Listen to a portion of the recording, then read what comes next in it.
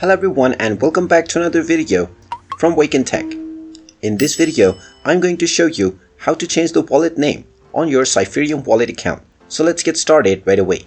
First of all, open up your Cypherium Wallet application on your device, and once it is opened up, if you are already logged in, you will be taken into your wallet. From the wallet page, go ahead and tap on Settings at the bottom right corner and then tap on the Wallet Tool option. From the Wallet Tool option, you will be able to find your wallet name right at the top section.